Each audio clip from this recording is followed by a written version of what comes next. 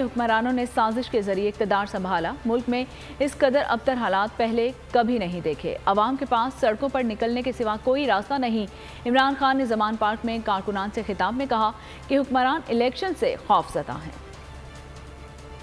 फैसला होने जा रहा है सुप्रीम कोर्ट पे। इसमें यह पता चलेगा कि क्या पाकिस्तान में यह हुकूमत तैयार है इलेक्शंस करवाने की या नहीं। जिस तरह पे रोंदू बच्चों की तरह विकेटें उठा के भाग गए हैं, मैच खेलने से डर रहे हैं कि उनको डर यह है कि अगर इमरान खान इलेक्शन जीत गया तो इन्होंने जो इतनी मेहनत से एनआरओ लिया है उनको उसका भी डर लगा हुआ है। हम इनको वापस बुला रहे हैं मैच खेलें, लेकिन क्योंकि उनको पता है कि इनके सामने एक शिकस्त इसलिए है जब से इन्होंने साजिश करके क़यादत संभाली तो मुल्क के जो हालात हैं कभी भी पाकिस्तान की तारीख में इतनी तेजी से नीचे नहीं गए। अगर इन्होंने आइन की और सुप्रीम कोर्ट के फैसलों की खिलाफ वर्जी की, हम फिर पुरअमन एहतजाज के लिए पाकिस्तान की सड़कों पर निकलेंगे। हम सब के ऊपर ये लाजिम है अपने आइन को बचाने के लिए, अपने मुल्क को बचाने के लिए हम सब सड़कों पर निकलेंगे। हवाए नफ्स की है हुक्मरानी, लुटेरा कर रहा है पासबानी।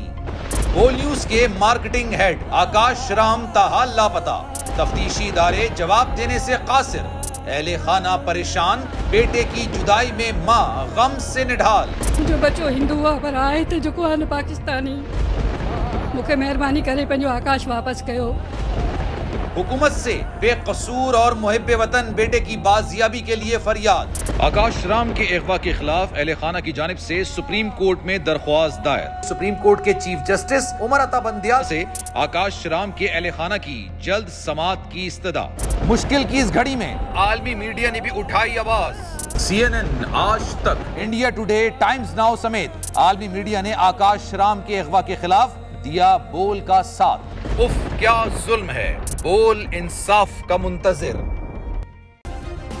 सब्सक्राइब करें और बेल दबाएं ताकि कोई खबर रह न जाए।